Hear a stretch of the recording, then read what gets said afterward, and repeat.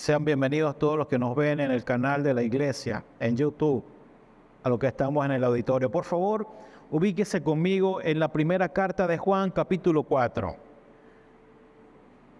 Primer libro, primera carta de Juan, capítulo 4.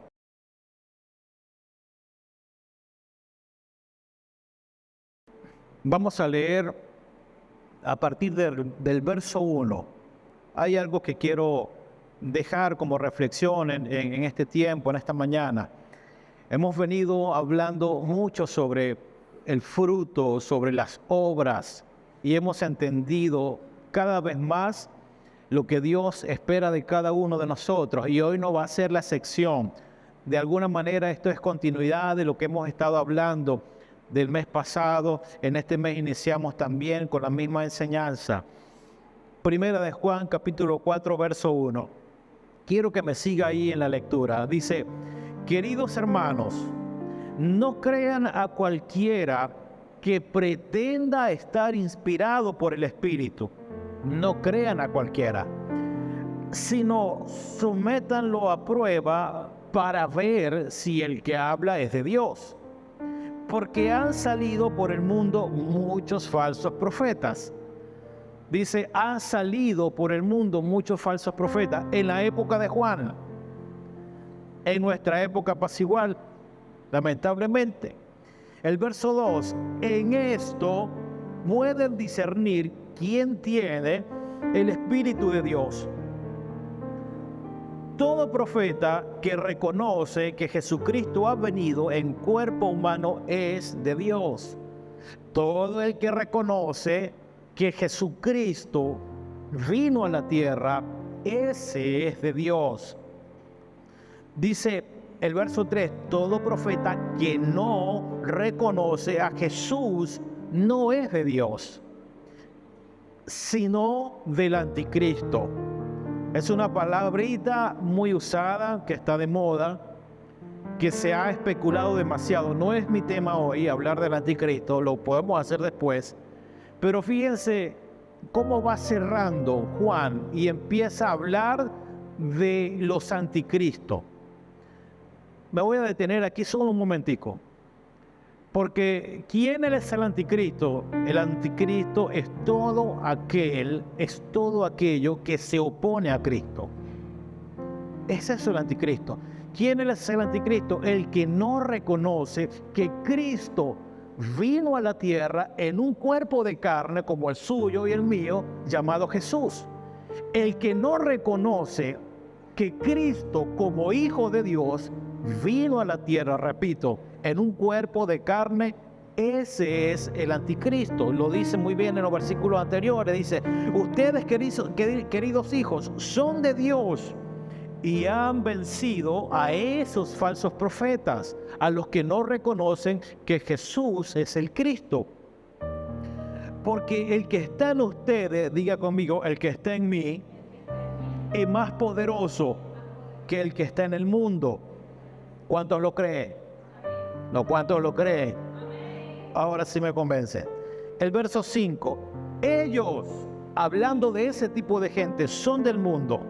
Por eso hablan desde el punto de vista del mundo. Y el mundo los escucha. Verso 6. Quiero que por favor se lleve esta palabra para usted. Dice, nosotros somos de Dios. ¿Cuántos son de Dios? No, hay pocas manos levantadas. No me asuste. Nosotros somos de Dios. Y todo el que conoce a Dios lo escucha. Pero el que no es de Dios no nos escucha. Así distinguimos entre el espíritu de la verdad y el espíritu del engaño. Así distinguimos entre la verdad y el engaño. Quiero, a manera de introducción, porque quiero ubicarlo en un contexto, según lo que hemos estado estudiando, en el taller que hemos estado dando, quiero ubicarlo un poco en el contexto. Porque aquí hay también otra aplicación que podemos encontrar. Y hacia allá quiero llevarlos a la reflexión. Pero antes de entrar al tema, quiero de antemano decirles que había una realidad en la época de Juan que la iglesia tiene que enfrentar en la primera iglesia. Por eso ustedes ven cómo comienza a exhortar: los que son de Dios oyen a Dios, los que son del mundo oyen a la gente que son del mundo, los que tienen el Espíritu de Dios, esos son de Dios. Y comienza a alertarlos acerca de falsos profetas, acerca de un sistema anticristo, que el anticristo no es una autoridad única. Anticristo es el que no acepta a Cristo, el que no reconoce a Cristo como Señor, como el Mesías, como el Salvador. Y comienza el apóstol a hablar acerca de una realidad que ellos están viviendo.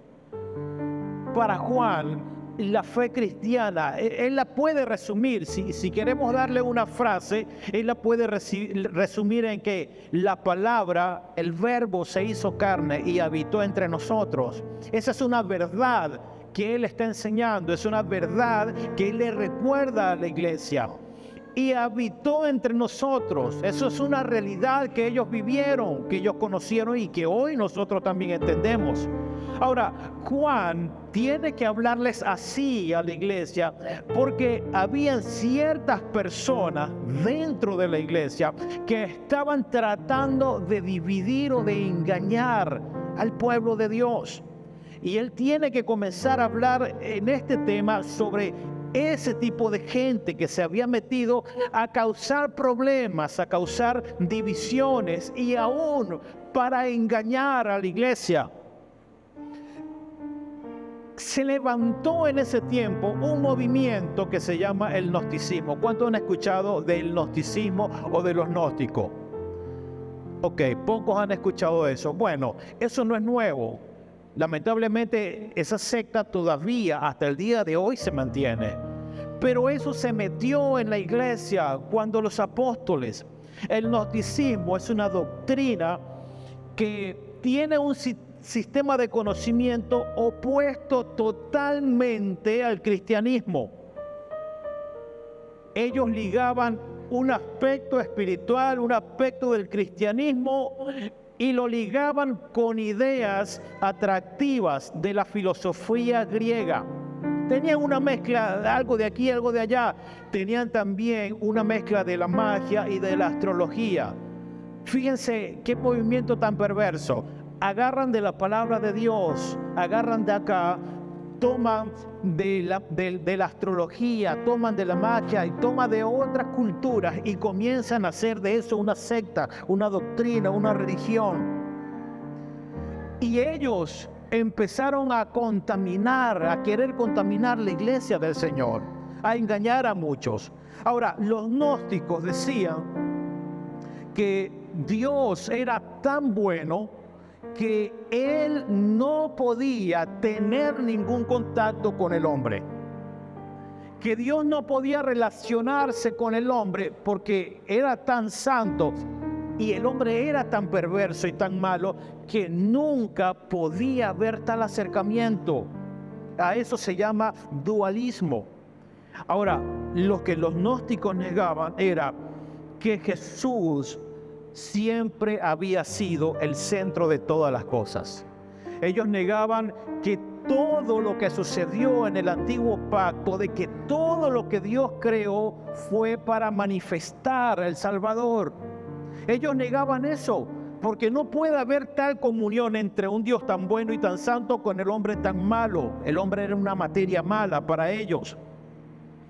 Ellos negaban que Cristo fuera el cumplimiento de las promesas, que Cristo fuera el cumplimiento de todo lo que los profetas habían hablado antes. Ellos negaban que Jesús era el Mesías prometido, el Salvador. Ellos negaban todo eso, decían que no era verdad. Negaban también, además, que era imposible que el Hijo de Dios hubiera venido a la tierra y se encarnara en un cuerpo como el suyo y el mío. Fíjense los postulados que esta secta tiene. Ellos decían que Jesús no había venido, que eso era imposible. ¿Cómo es posible que Dios tenga que vivir en un cuerpo humano y que además el ser humano es demasiado malo? Ellos negaban todo eso. Ahora, también es cierto que Jesús vino a sacrificarse, pero no solamente llega hasta ahí. Vino a sacrificarse, pero también vino a reinar, a establecer el reino de Dios.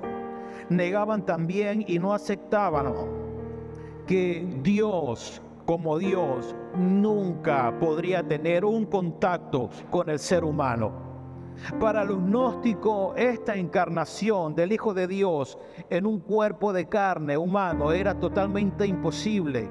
Era imposible, y menos venir en un cuerpo llamado Jesús. Ahora, para el apóstol Juan, el negar que Jesús haya venido, que Cristo haya venido en un cuerpo llamado Jesús, eso era atacar directamente la fe cristiana y sus raíces. Por eso Juan tiene que hablarle a la iglesia. Para Juan, negar esta realidad era negar que Jesús era el sumo sacerdote que vino a darnos acceso al Padre. Fíjense lo que estos tipos pensaban y lo que Juan tiene que enseñar.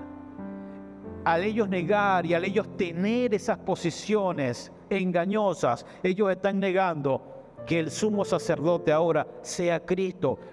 Era negar que hoy, que la iglesia en ese tiempo tuviera y tenía el contacto directo, el acceso a Dios. Era negar que Jesús es el único Salvador. Era negar la posibilidad de que ahora nosotros, ellos en ese tiempo y hoy nosotros, somos el templo de Dios.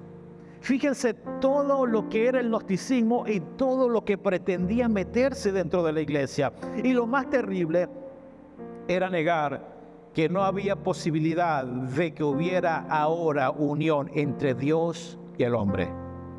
Era totalmente perverso el movimiento gnóstico.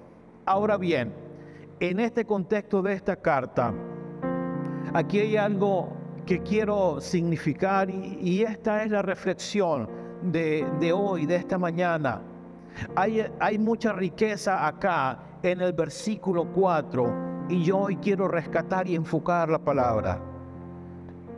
La pregunta es, ¿cómo hace la iglesia del tiempo de Juan para enfrentarse a todo eso, para no dejarse engañar, para no ser separados de la verdad, para no ser arrancados de una posición que ellos ya tenían en Cristo, que ellos conocían?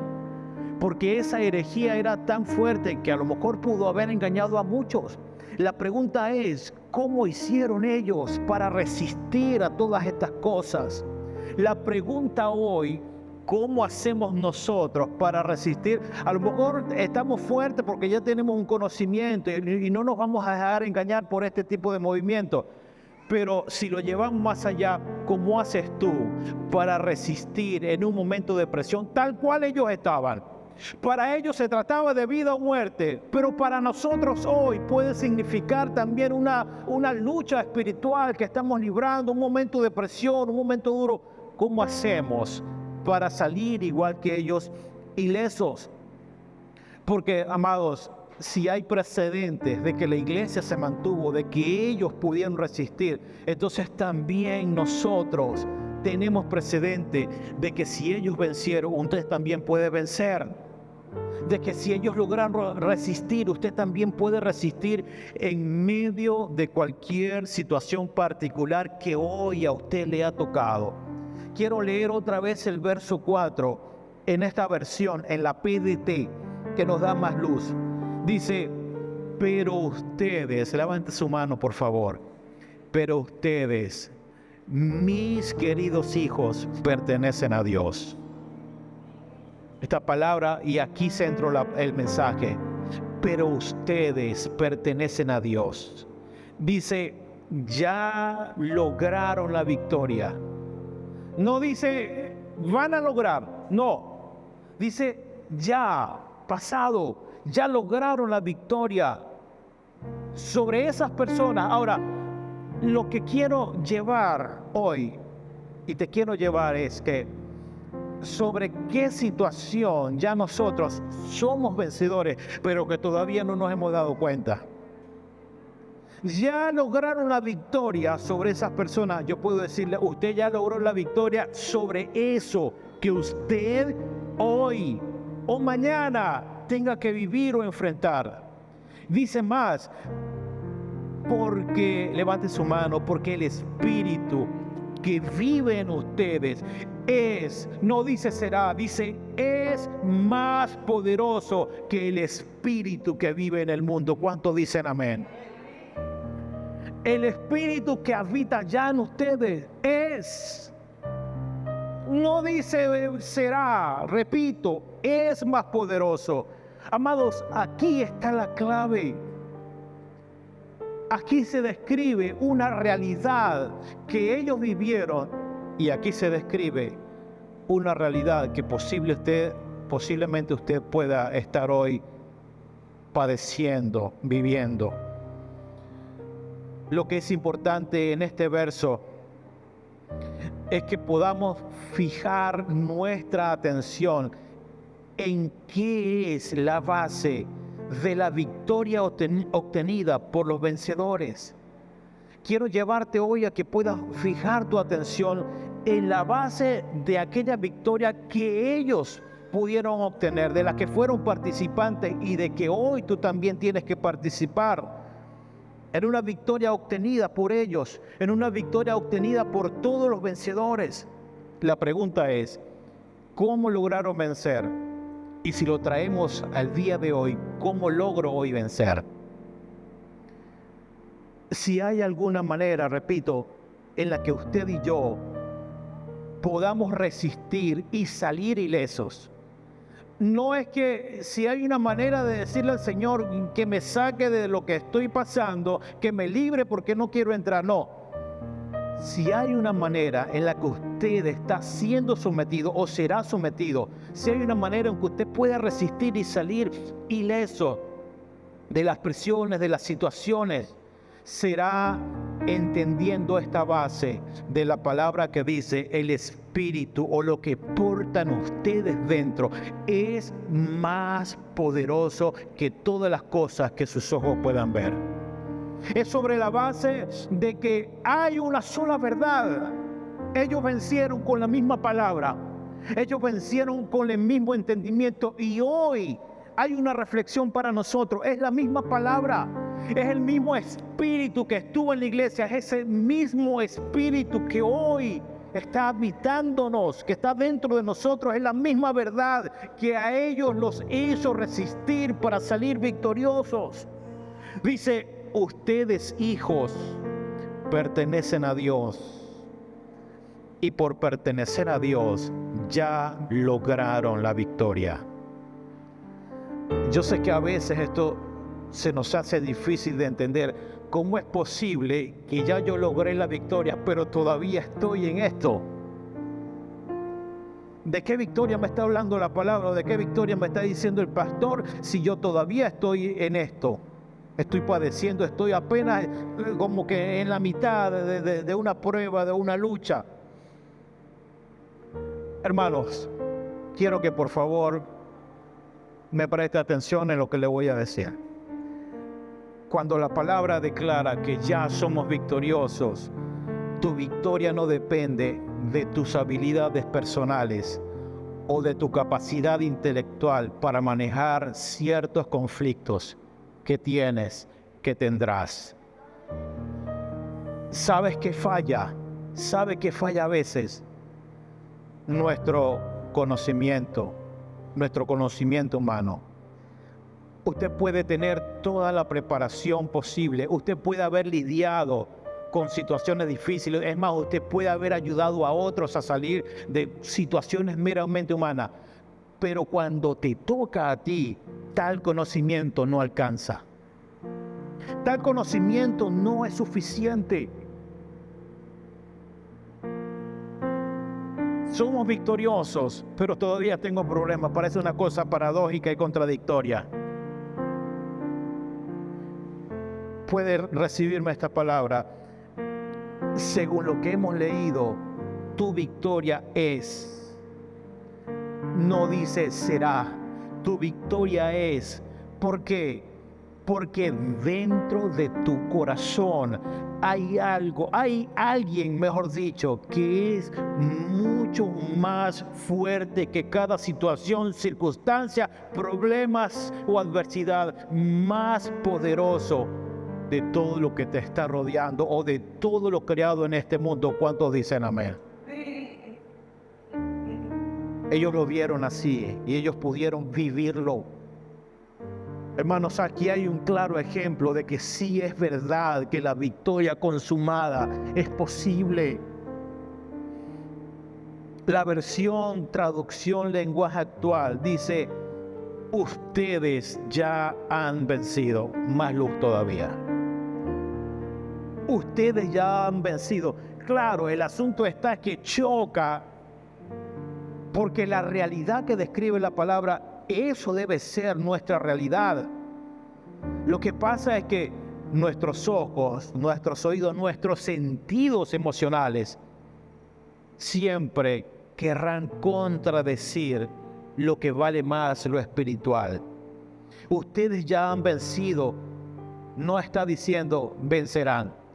Ustedes ya han vencido, pues el que permanece unido, ahí está la clave, el que permanece unido a ustedes es más poderoso que el enemigo. El que permanece unido a ustedes es más poderoso. Si lo resumo en pocas palabras, puedo decir: no es algo, no es habilidad, no es capacidad, es alguien, es Cristo el que está en cada uno de nosotros. ¿Cómo vencemos? Hermanos, es Cristo en ustedes, es Cristo en mí. Ahora, ¿qué los mantuvo a ellos firmes y estables? La grandeza de Dios los mantuvo ahí en ese momento. Para ellos era la prueba máxima. Yo no sé cuál es tu prueba máxima hoy. Para ellos fue tener que enfrentar la herejía. Para nosotros hoy puede ser una circunstancia que está afectando nuestra estabilidad emocional, espiritual. ¿Qué los mantuvo así? La grandeza de Dios los mantuvo firmes, estables, rectos, posicionados. Los mantuvo en una posición de creer que lo que la palabra les decía, esa era su realidad, aunque con los hechos ellos están viviendo otra cosa. Quiero decirte hoy que lo que nos mantiene en esta posición de ser victoriosos siempre será la palabra de Dios. La palabra siempre describirá cuál es nuestra realidad. Lo que nos mantiene firmes es la realidad que tenemos hoy. Hermano, yo quiero que entienda que Dios es incomparablemente superior y que nunca tiene competencia. Nada puede competir con Dios. Nada puede superar a Dios. Nada puede rebasar la victoria que Dios ofrece. Amado, si yo entiendo que el estar en Cristo, que el estar firme, estable por lo que es Él, si yo entiendo y sé todo eso, yo creo que nuestra fe hoy tiene que mantenerse encendida en las horas más oscuras que tengamos. Yo quiero invitarte hoy a que puedas reflexionar si tu fe se apagó o se está apagando. ¿Por qué? Porque lo que a mí me dice la palabra, lo que describe la palabra es otra cosa. De nosotros habla otra cosa. Es necesario mantener esta fe encendida en esos momentos críticos de oscuridad, en los momentos de incomodidad, a lo mejor de desesperación, de temor, de miedo. Tú y yo debemos volvernos a lo que revelan las Escrituras. Tú y yo debemos volvernos a lo que declara la palabra acerca de lo incomparable que es Dios, acerca de lo superior que siempre es Él en comparación a cualquier cosa de esta tierra. Parece que quienes le hemos dado y hemos maximizado la dificultad somos nosotros, porque Dios lo ve de otro punto de vista. Dios lo ve como algo consumado. Ustedes ya son victoriosos. Pero creo que nosotros en algún momento de la vida o de la circunstancia le hemos dado esa maximización al problema y hemos reducido lo que la palabra declara. Ustedes ya vencieron. Ustedes son victoriosos. Nuestra realidad, ¿cuál es? Nuestra realidad es lo que habita en nosotros. Y eso que habita en nosotros será siempre más grande que cualquier cosa creada en esta tierra. Entonces, ¿qué diremos a esto? Si Dios está por nosotros, ¿quién podrá estar en nuestra contra? Puede predicarse a usted mismo. Puede decir, si Dios está conmigo, ¿quién está contra mí? Si Dios es por ustedes, ¿quién estará contra ustedes? ¿Se dan cuenta? Si Dios es en nosotros, ¿qué cosa puede ser más grande que Dios? Nada, nada, nada. Puede decirle a su vecino, diga, no tenga miedo. Dígale otra vez, no tenga miedo. Dígale, tu fuente es Dios. ¿Quién es su fuente? Dios. Nuestra fuente es Dios. Amados, en Cristo ya ganamos la victoria. Tenemos la victoria sobre todos los poderes del mal. Y conversaba ayer con Rafael y Adriana. Lo que la palabra nos enseña es que cuando Cristo fue a la cruz, ¿qué hizo? Anuló todo lo que pesaba en contra de nosotros. Cuando Cristo va a la cruz, dice la palabra, desarmó a todos los poderes de maldad, de oscuridad. Desarmó, es decir, tu lucha contra Satanás, contra las situaciones, es una lucha desigual. ¿Por qué? Porque tú estás armado, pero el enemigo no. Desarmó. El enemigo siempre vendrá a ti como desarmado. ¿Por qué? Porque esa es la victoria que nos garantizó Cristo en la cruz. El enemigo está totalmente derrotado. Hermano, sea cual sea el aspecto de las cosas que hoy te rodean, los poderes del mal, los poderes de maldad están peleando una batalla perdida. Porque en Cristo somos más que vencedores. ¿Qué tienes que hacer? Verte ahora en esta realidad presente, en esta verdad que ya conoces, y aférrate a ella. ¿Cuándo? Cuando tengas que pasar por una situación indeseada.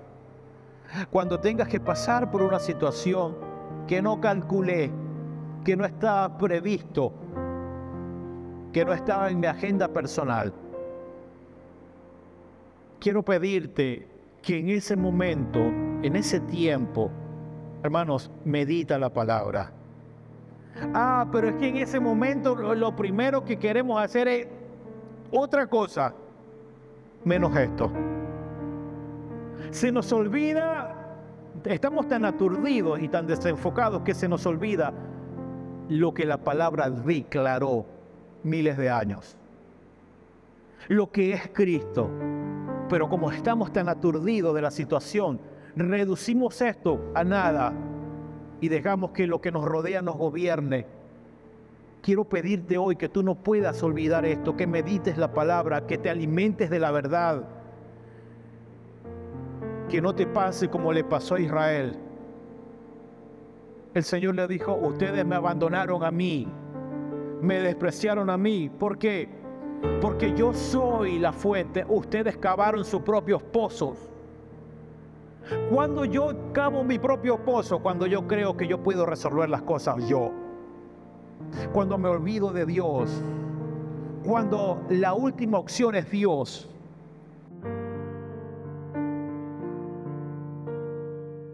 permanece en Él. Quiero pedirte, confía en Dios. Confía en Dios, confía en Dios. Bendito el hombre que confía en el Señor y pone su confianza en Él. Jeremías 17:7. Bendito el hombre, bendita la mujer que confía en el Señor, no que duda. ¿Hasta cuándo tengo que pasar por esto? No, bendito el que confía ahí y pone su confianza en Él. En otras palabras, benditos, felices, bienaventurados aquellos que mantienen su contentamiento, pase lo que les pase.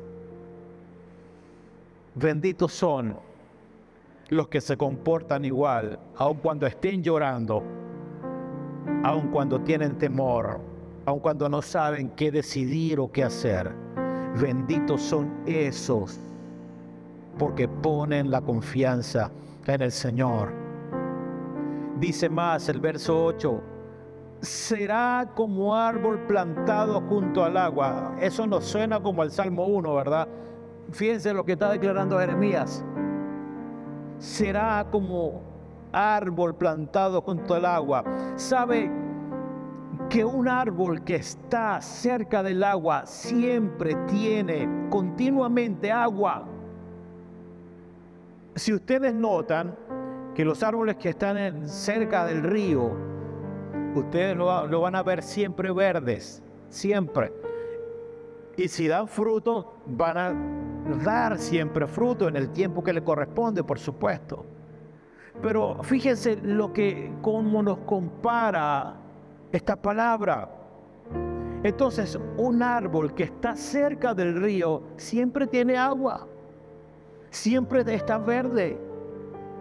Un árbol que está cerca del agua no se seca. ¿Por qué? Porque siempre tomará lo que necesita. Siempre toma lo que necesita. El asunto está en dónde estás tú plantado. Porque de donde estés plantado, o tomas todo lo que necesitas, o sencillamente no tienes nada, te secas, no das fruto. La pregunta para reflexión, ¿dónde estamos plantados cuando tenemos que vivir un momento de angustia? ¿Dónde estás plantado? ¿Qué te está alimentando? ¿Cuál es el agua que te está alimentando, que te está saciando para que te mantenga fiel, firme, estable, sin desesperación? Todo, usted va a salir, usted va a resistir dependiendo de dónde usted está fundamentado. Y Jesús dijo, aquellos que construyen sobre la roca, aquellos que están plantados sobre la roca, les compararé con un hombre prudente que edificó una casa sobre la roca. Vinieron ríos, vinieron lluvias, vinieron vientos, soplaron vientos fuertes, pero esa casa no cayó. ¿Por qué? Porque estaba plantada en el lugar correcto. Nosotros somos los árboles. Cristo siempre será el agua de vida que quiere saciarnos para que nunca dejes de producir frutos. Si permanecemos en Él, siempre tendremos esa fuente, siempre tendremos el agua de vida.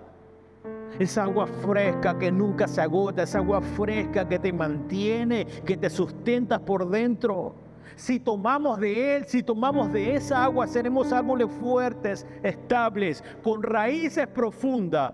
Que venga lo que venga, ese árbol no será arrancado, ese árbol no será quitado de la fuente. Tal cual hablábamos el domingo. Yo soy la vid, ustedes son las ramas. Las ramas se alimentan de la vid. ¿Quién es la vid? Cristo. Las ramas, nosotros. Pero si no te alimentas de la vid, mueres. Si no te alimentas de la vid, no puedes ver lo que la palabra dice. Ustedes son más que victoriosos.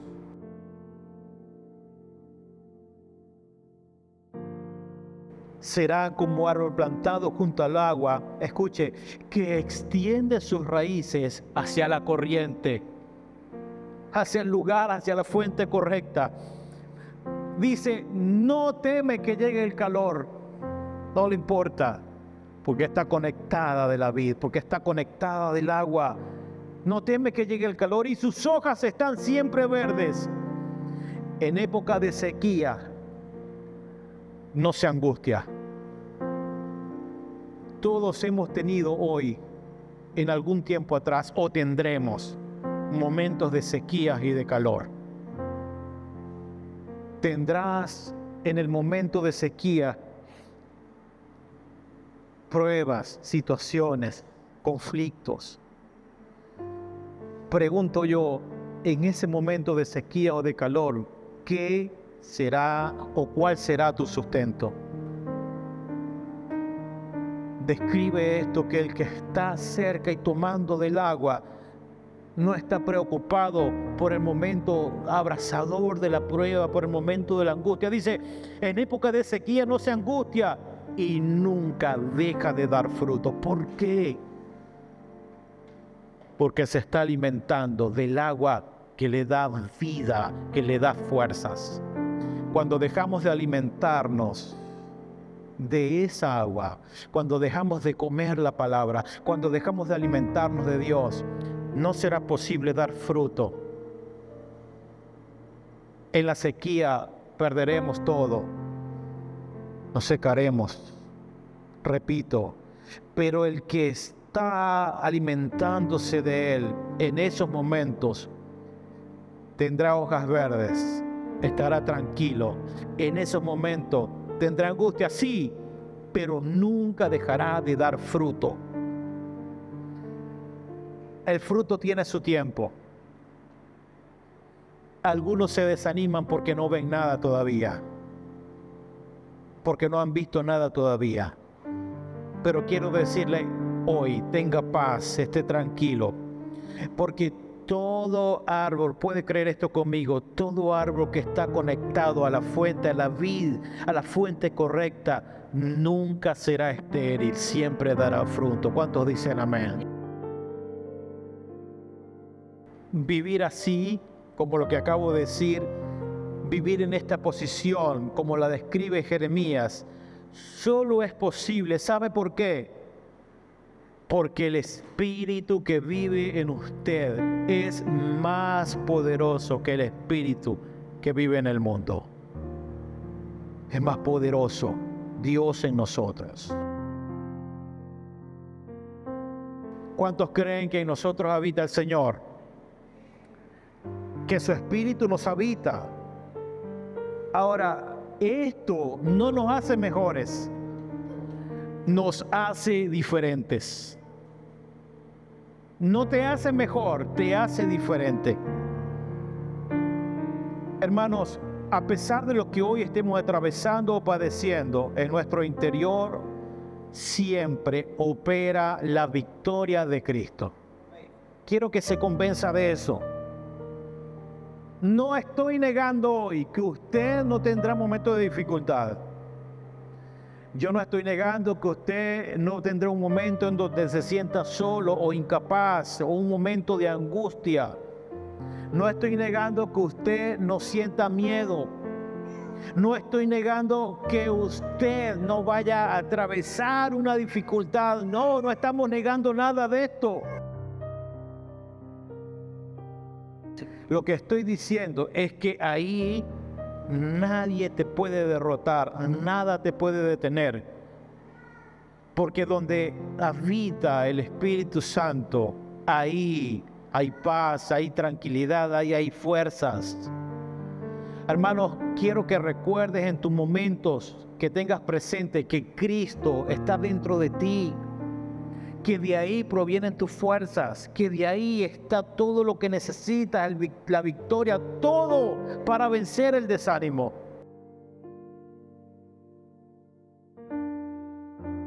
Sé que podemos estar como lo que vivió Pablo. Y voy cerrando con esto. Segunda de Corintios 4:8. Puede ponerse de pie, por favor. Cierro con esto.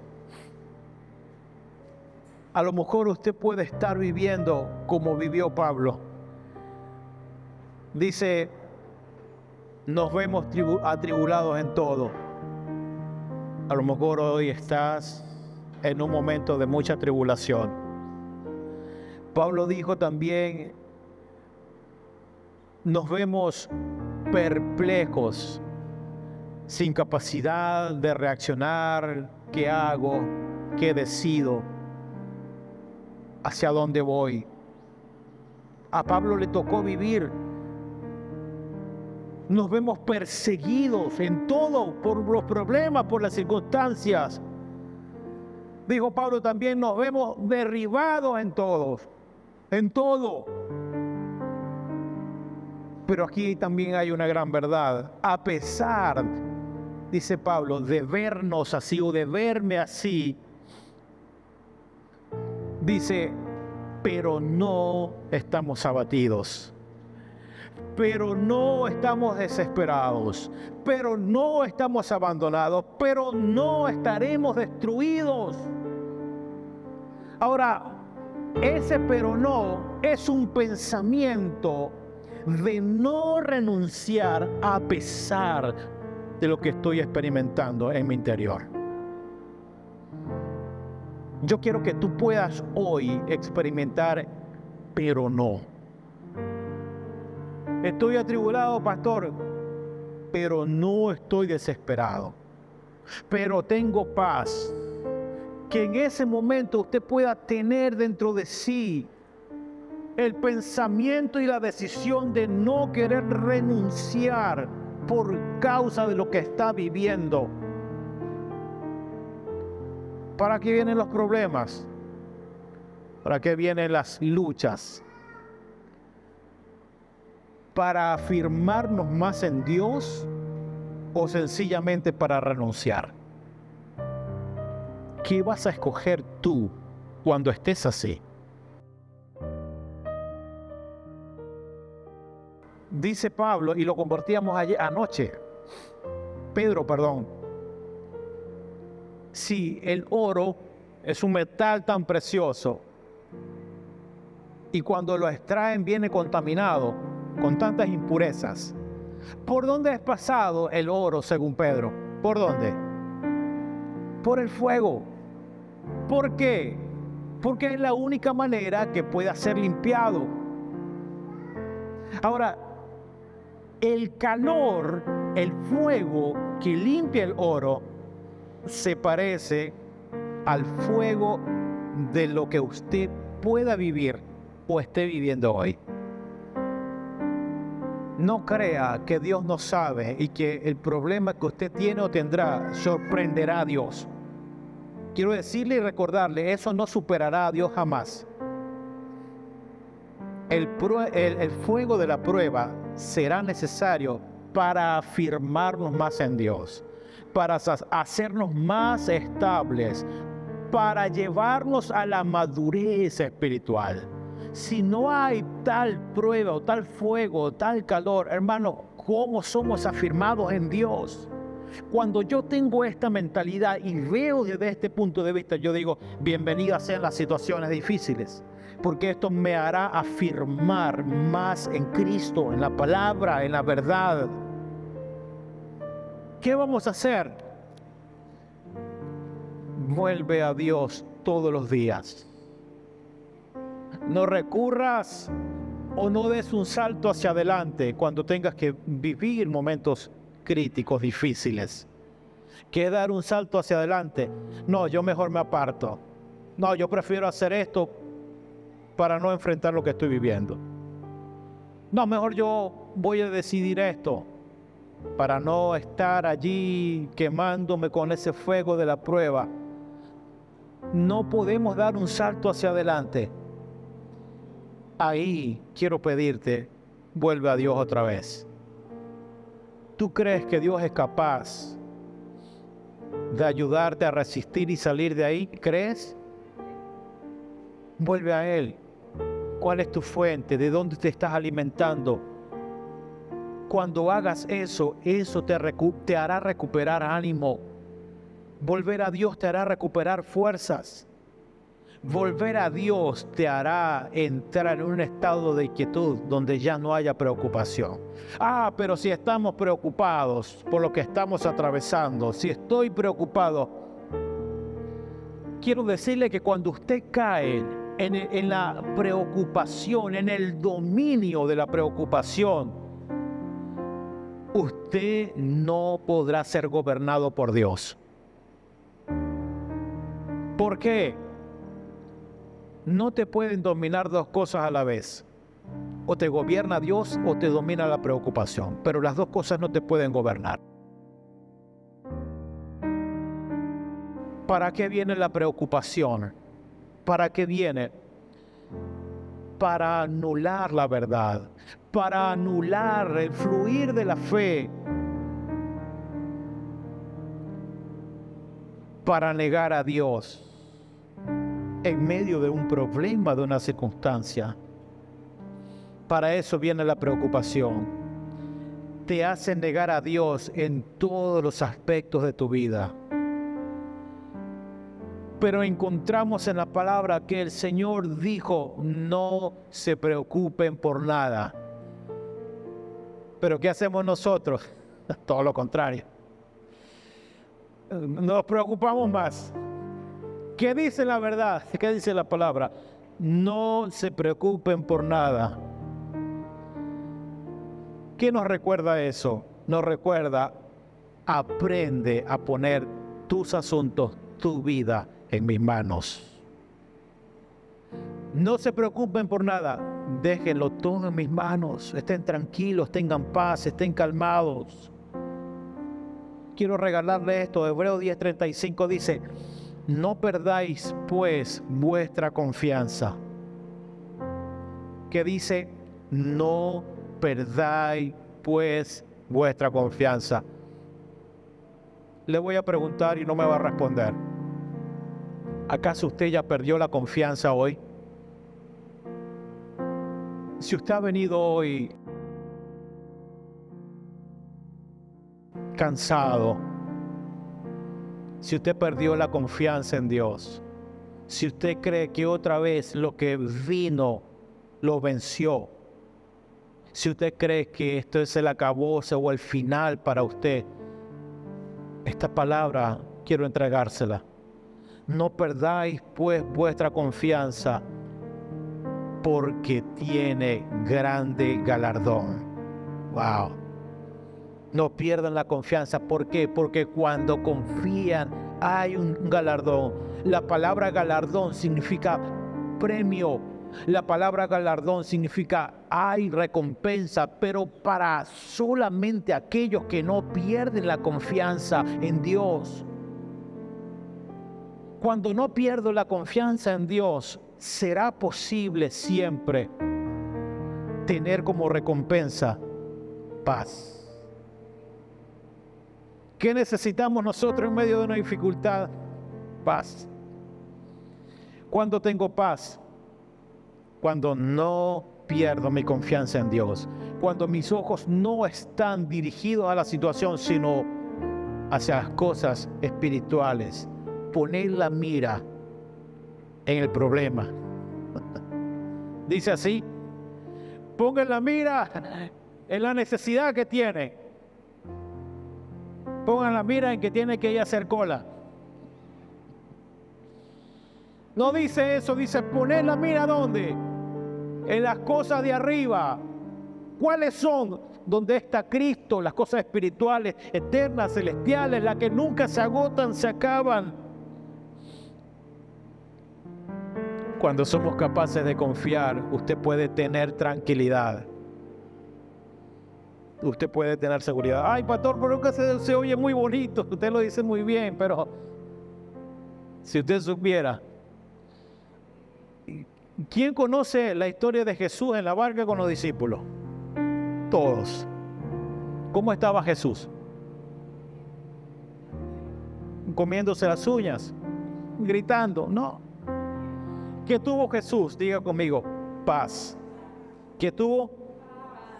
Tuvo tranquilidad y tuvo seguridad. ¿Qué vamos a tener nosotros? Eso mismo. Tenga eso mismo. Es cierto que vendrán y tendremos momentos difíciles. Es cierto que llegarán momentos de dolor. Es cierto que llegarán momentos de pérdidas. Pero también es cierto que vendrá gran recompensa para los que confían en el Señor. Señor, te doy gracias por tu palabra. Padre, gracias. Gracias, Señor. Tu palabra es viva. Tu palabra conoce los corazones.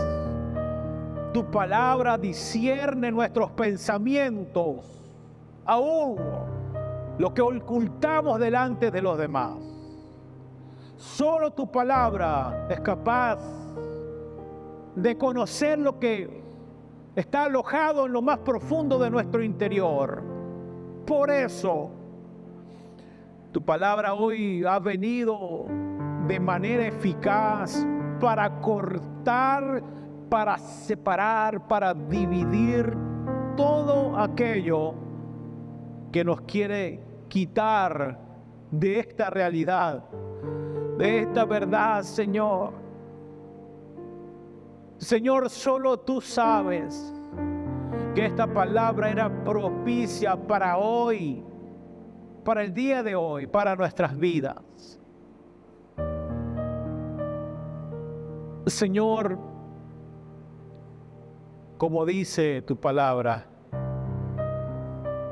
si escuchas hoy su voz, no endurezcáis el corazón.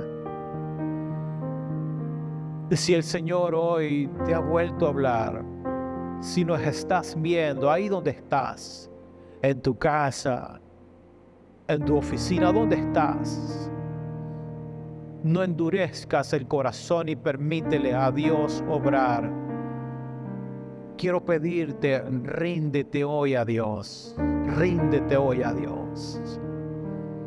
Deja de resistirte. Deja de poner pretextos, excusas y ríndete a Dios. Vuelve otra vez al gobierno de la palabra. Vuelve otra vez a la verdad y a la realidad que es Cristo. Que no se oculte el sol sobre lo que te está pasando. Vuelve a Dios, vuelve a Dios. Solo es Él el único que puede garantizarte fuerzas, paz, tranquilidad, perseverancia, confianza en medio de lo que te corresponda vivir. Solamente Él. Solamente Él tiene lo que necesitamos. Él es la fuente, Él es la fuerza. Él es tu paz, Él es tu paz. En Él estás seguro. Fundamenta nuevamente. Si has tenido dudas, si has caído, levántate otra vez y vuelve a pararte, vuelve a la palabra, vuelve a la verdad. Sacúdete el polvo. Pide perdón si es necesario. Arrepiéntete y vuelve a Él. El que se mantiene conectado, humilde, sensible a lo que Dios le habla, es capaz de levantarse y volver a caminar y superar lo que venga. Dios te quiere hacer estable. Dios quiere trabajar ahí. Y a lo mejor tendrás que estar solo y vivirás tu proceso solo, porque es Dios el que quiere obrar ahí en ti, en tu corazón, en tu debilidad. Es Dios el que te habla, es su palabra que es verdad.